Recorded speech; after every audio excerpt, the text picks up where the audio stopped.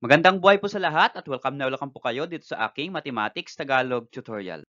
Sa video na ito ay magpipresent po ako ng different multiple choice question as a reviewer for this incoming first quarter periodical test. So ito po ay Mathematics 10 at nakafocus po ito sa polynomials. So ito po ay division of polynomials, remainder theorem, factor theorem. And ito po ay part 2 ng aking ginagawang practice review for the first quarter. Okay, so let's start with number 1 question. Which of the following is the best method that can be used to factor the polynomial x squared minus 16? So we have A, grouping, letter B, difference of squares, letter C, trinomial factorization, and letter D, none of the above. So ano nga po ba yung best method para ma-factor natin itong x squared minus 16? So, yung pong grouping, hindi po yan yung the best method kasi i-group pa natin. Dadalawa na nga lang po sila, i-group pa natin. So, hindi po pwede ang grouping. Ano po? So, ito pong difference of squares. Notice, we have the word difference. Ito po, minus po kasi siya. And then squares. Ito pong ating given polynomial, x squared and 16, sila po ay parehong square. X squared is a perfect square and 16 is a perfect square. So therefore, ang pwede dito or best method dito ay difference of squares. So ito po ay letter B. Ano po? Yan po yung best method na pwedeng gamitin dito para ma-factor. Tingnan po natin yung letter C, trinomial factorization. Eh hindi naman po trinomial yung given, binomial po yung given. So hindi rin po pwede ito. And letter D, none of the above. So the best method here is letter B, difference of squares.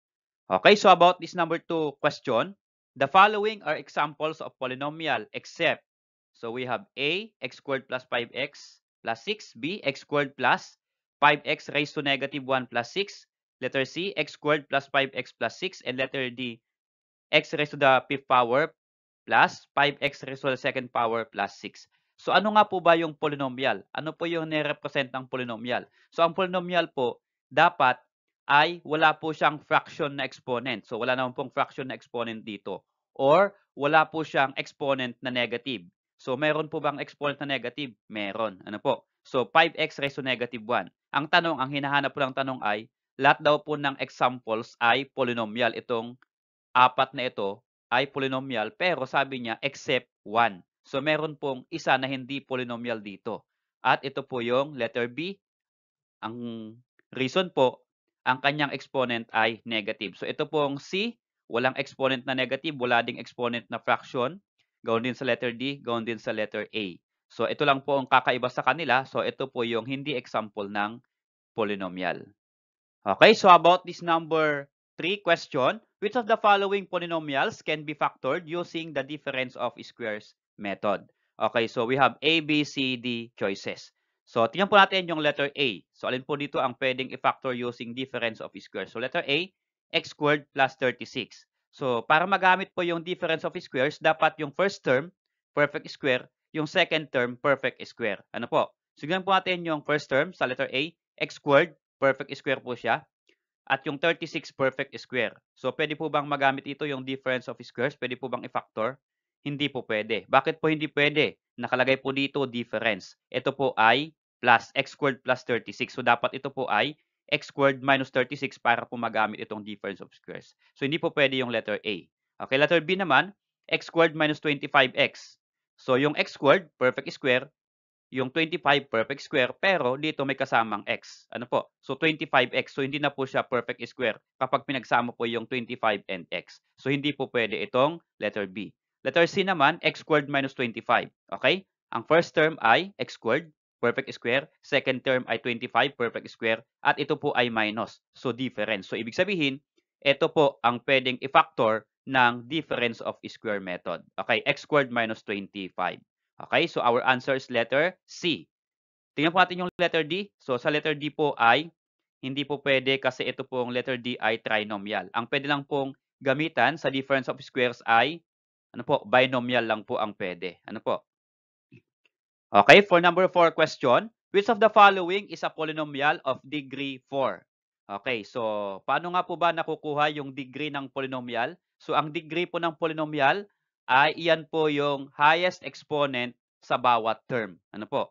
So tingnan po natin sa letter A, ang ating pong variable ay x, ang exponent po niya ay 1, so ang degree po nito ay 1. So hindi po ito yung kanyang degree of 4 na nakalagay dito. Okay, letter B, 7x squared minus 6 plus 3x raised to the 4th power.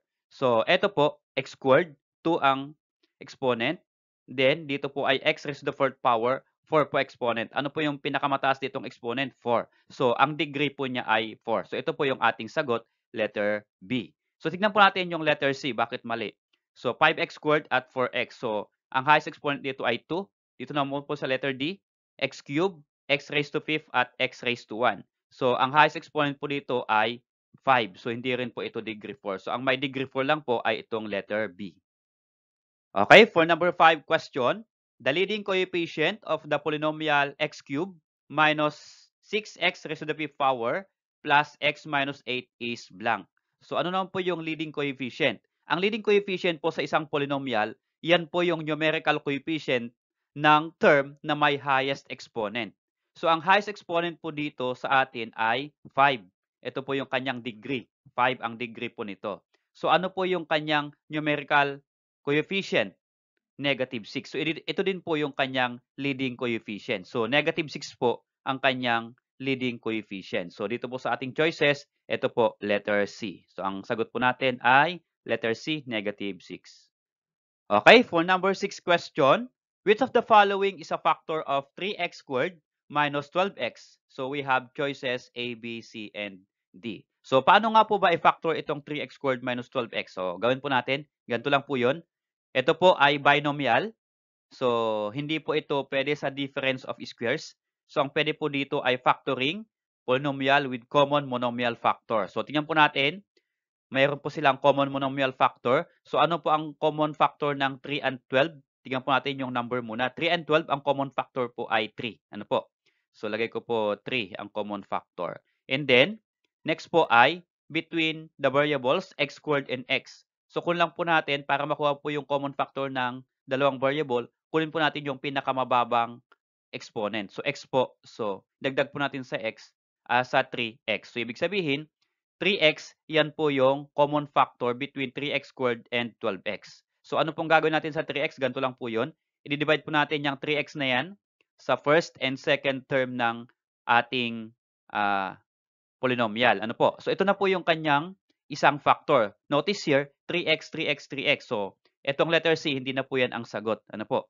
Between A, B, and D na lang po ang pamilihan natin. Ito na po yung isang factor.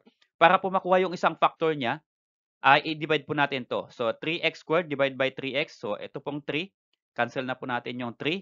At yun pong variable x squared and x, subtract lang po natin kasi division yan. 2 minus 1 is 1. So, ibig sabihin, x raised to the first power or just x na lang. Okay? Then next po, dito naman sa 12x divided by 3x, ito pong x, cancel na po kasi pareho po yung exponent. 1 minus 1 is 0. Okay? Then, ito pong 12 divided by 3, yan po ay 4. Ano po? Yan. So, negative 4 po siya kasi minus 4. So, ito po yung isa niyang factor, x minus 4. Alin po dyan ang mayroong x minus 4 na may 3x? Ito po. Letter A, 3x, ito po yan. And then x minus 4, ito po yan. So, ito po yung kanyang factor, letter A. Okay, how about this number 7 question? What is the quotient when x squared minus 49 is divided by x minus 7? Ito, madali lang po ito. Hindi na po tayo gagamit ito ng remainder theorem or long division method kasi ito po ay difference of squares. Madali lang po ito. So, ang gagawin lang po natin dyan sa x squared na yan, yung first term, ay kunin po natin yung kanyang square root.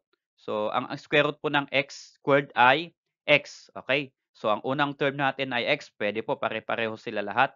And then, ito pong 49 is square root din po natin. Yan. So, ano po ang square root ng 49? Yan po ay 7.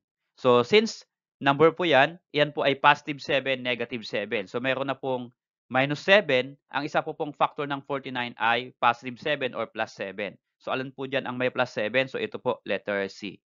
So, ang factors po ng x squared minus 49 ay x minus 7 at x plus 7.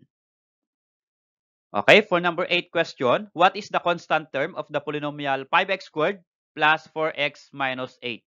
So again, ang tinatanong lang po dito ay constant term. So ito po yung very easy question po ito.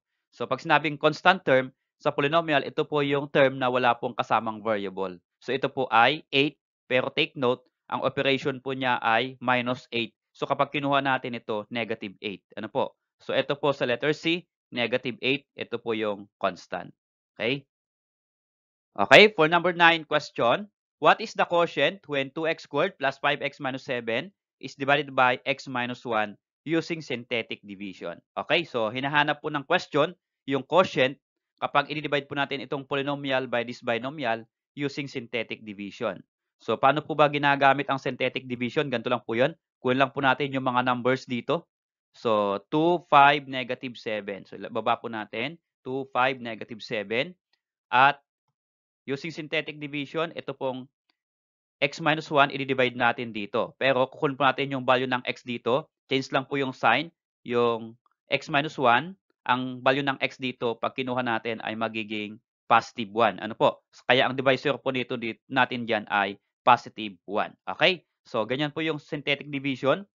2, 5, negative 7. Ito po yung numbers. And then yung 1, change the sign lang po yung binomial na kasama niya. So, minus 1 magiging positive 1. Okay. First po ay ibaba natin itong 2. Okay, so baba. And then, yung 2 po na yan ay multiply natin sa 1. 2 times 1 is equal to 2. Yung 2 po na sagot, ilagay po natin sa tapat ng next number. Okay, tapat po ng 5. Okay? And then next po, combine po natin to. We are going to add 5 plus 2 is equal to 7. Lagay po natin yung 7 dito as the answer. And then, itong 7 po ulit, multiply ulit natin doon. So, 7 times 1 is 7. So, yung sagot, na 7, ilalagay po natin ulit dito sa kasunod. So, 7. Then, we are going to add negative 7 plus 7 is equal to 0. Okay. So, in this case, ang kanyang remainder ay 0 at ito po yung kanyang quotient. Ano po? So, paano po yan? Ito pong 2. Dalawang term lang po yan. 2x. Lagyan po natin ng x yung first dito. At ito po yung kanyang constant. Positive 7 siya, kaya plus 7. So, ito na po yung kanyang quotient, using synthetic division. 2x plus 7, that is letter A po dito po sa ating choices. Okay, for number 10 question, what is the remainder when 2x cubed minus 4x squared plus 2x plus 30 is divided by x plus 2? Use the remainder theorem to determine the remainder. So, kanina po ang hinahanap ay quotient, ngayon naman po ang hinahanap ay remainder. So, kapag remainder po ang hinahanap, gamitin po ninyo yung remainder theorem. Or pwede rin po dito ang synthetic division. Pero sinabi po niya remainder, susundin po natin. So using remainder theorem, kunin po natin itong ating polynomial. And then lagyan po natin ng p of x is equal to, yan po yung ating polynomial. And then, dito po sa ating polynomial, ay substitute natin yung value ng x dito, itong binomial. So ano po yung value ng x dito? X plus 2. Ang kasama po ng x dito ay plus 2 or positive 2. Pag kinuha yung value ng x, change sa sign, negative 2. So, x is equal to negative 2. So, yung negative 2, substitute po natin sa lahat ng x dito sa ating polynomial. And then, simplify para makuha po yung remainder. Okay? So, p of x is equal to, so p of negative 2 is equal to 2. And then, ito pong x cube. Ang x po ay negative 2. Kaya lagay po natin dito times negative 2 cube. Then, minus 4. Ito po. Then, x ay negative 2. So, negative 2 and then yung square niya, kaya negative 2 square. Then, next, ito po, plus 2x. Ang x po ulit ay negative 2, kaya plus 2 times negative 2. And then, bring down plus 30. Wala na pong variable dyan. Okay, plus 30. And then, simplify natin. Ang unang simplify po dito ay ito pong may exponent muna. Okay? At pwede na po itong multiplication. So, this become p negative 2 is 2 times what is negative 2 cubed? That is negative 8. Okay? Then, minus 4. Ito po yung minus 4. And then, ito po simplify natin. Negative 2 square is positive 4. Kaya negative 4 times 4. Okay? Then, ito po ay plus 2 times negative 2. What is 2 times negative 2? Negative 4. Kaya magiging operation dyan ay minus 4. Kasi, yan po ay negative 4. And then, bring down plus 30. Okay? Multiply na po natin. 2 times negative 8, that is negative 16. Then next, negative 4 times 4, 16. So that is negative 16 or minus 16. And then ito po, since wala po tayong i-multiply dito sa minus 4 plus 30, pwede na po nating i-add ito. What is negative 4 plus 30? Yan po ay positive 26, kaya yan po ay plus 26. Okay? Then we are going to simplify. Negative 16 minus 16 is negative 32. Negative 32 plus 26 is equal to negative 6. So, negative 6 po ang nakuha natin. Ibig sabihin, yan po yung remainder. Ano po? So, ang remainder po ay negative 6 at choices, ito po, letter D. Okay, for number 11 question, McCoy concludes that x minus 1 is a factor of x cubed minus 4x squared plus 4x minus 1 since when he used the remainder theorem, it gives f of 1 is equal to 0. Is McCoy conclusion correct? Okay, so we have choices A, B, C, D. So my yes, my no. So in this case, so ang nakuha daw ni McCoy ay f of 1 is equal to 0. Okay. So using synthetic division, kapag substitute natin yung positive 1 dito, ang makukuha mo dito ay 0. Ano po? Pero, lahat naman po yan ay f of 1 is equal to 0. Yun nga lang, meron po siyang conclusion. Letter A, yes, because f of 1 is equal to 0, indicating x minus 1 is a factor. Letter B, no, because f of 1 is equal to 0, indicating x minus 1 is not a factor. Okay, actually, pareho lang po yung A and B. Naglagay lang po dito ng no, ano po, at not factor. So, ano po ba? Kapag ang nakuha po natin sa remainder theorem ay 0, ang napalabas po nating remainder, yun po yung nag-i-indicate na factor niya. Ano po? Kaya, ang sagot po natin ay letter A. Ano po? F of 1 is 0, therefore, yung x minus 1 is a factor. Kasi ang nakuha po natin na remainder ay 0. So, ang sagot po natin dyan ay letter A. Tingnan po natin yung C at yung D. Yes, because f of 1 is 0 is a whole number. So, hindi po ibig sabihin whole number yung makuha natin na remainder, yun na po ay factor. So, hindi po. So, hindi po pwede ito kahit nag-yes siya. Pero ito po ay no because f of x is not a negative integer. So, ito pampagulo lang itong choices na ito.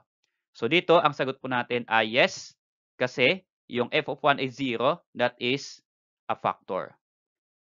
Okay, for number 12 question, what is the remainder when 3x raised to 50 plus 6 is divided by x minus 1? Okay, so kapag ganito po yung ating exponent na may 50, ay ginagamitan po ito ng remainder theorem kapag malaki na po yung ating exponent. Since remainder lang naman po yung tinatanong. Kaya by using remainder theorem, p of x is equal to 3x raised to 50 plus 6. Okay? And then, substitute po natin yung value ng x dito sa x minus 1. Ang value ng x dyan, change sa sign, x is equal to positive 1. Okay? So, yung 1 po ay, substitute natin sa lahat ng x. Kaya, p of 1 is equal to 3 times x is 1 raised to 50 plus 6. Then, simplify po natin yung 1 raised to 50. So, ano po yung 1 raised to 50? So, multiply daw po yung 1 by itself 50 times. So, 1 times 1 times 1 times 1, kahit ilang beses po, always equal to 1 po yan. Ano po? So, 3 times 1, then bring down 6 so plus 6. Then multiply, 3 times 1 is equal to 3. Then plus 5. What is 3 plus 5? That is 3 plus 6 rather, that is equal to 9. So, our answer ay letter B, that is equal to 9. Okay, for number 12 question, a rectangular box has a length of x plus 3 cm, a width of x cm, and a height of x minus 2 cm. Which of the following polynomial expressions represents the volume of the box? Okay, so ito po meron po siyang tatlong measurement kasi rectangular box po yan.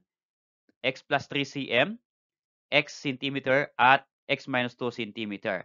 So, ang gagawin lang po natin dyan, since ang hinahanap po ay volume of the box, i-multiply lang po natin itong tatlong measurement. Ano po? So, x plus 3 times x minus 2 times x. So, inihuli ko po itong monomial. So, ang gagawin lang po natin dito ay multiply lang po muna itong dalawang binomial. Then, pag makuha po yung sagot, i-multiply po dun sa x. So, ito po muna i-multiply natin. To multiply, ito lang po yun. Smiley ang gagawin ko. X times x is x squared. First term times first term is, okay, x squared. Okay, then next, para sa middle term, ay i-add lang po itong binomial dito.